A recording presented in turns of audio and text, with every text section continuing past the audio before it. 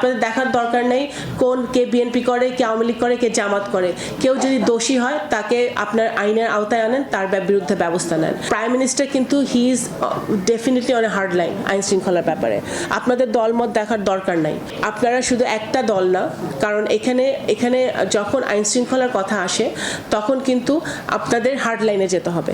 যে গণতান্ত্রিক সরকারটি এখন আমাদের এসেছে মাননীয় প্রধানমন্ত্রী জনাব তারেক রহমানের নেতৃত্বে, আমরা অত্যন্ত গুরুত্বের সহকারে আমাদের ইশতেহার বাস্তবায়ন করতে চাই।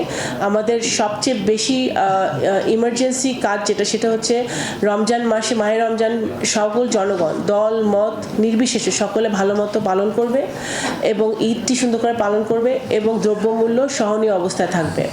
কোনো রকম কোনো আইন শৃঙ্খলার পরিস্থিতি অবনতি হবে না।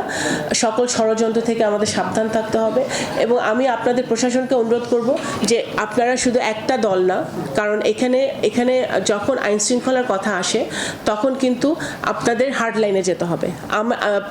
প্রাইম মিনিস্টার কিন্তু he is definitely on a hard line আইন শৃঙ্খলার ব্যাপারে। আপনাদের দলমত দেখার দরকার নাই।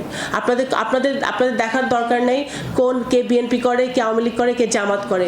কেউ যদি দোষী হয় তাকে আপনার আইনের আওতায় আনেন, তার বিরুদ্ধে ব্যবস্থা নেন এবং সেটাই কিন্তু আমাদের সরকারের স্ট্যান্ড।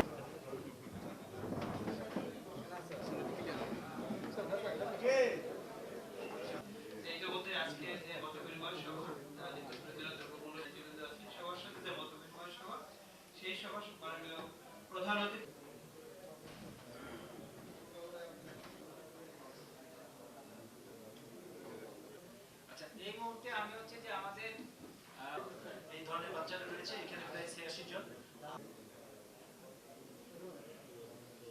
সরকারের মাননীয় প্রতিমন্ত্রী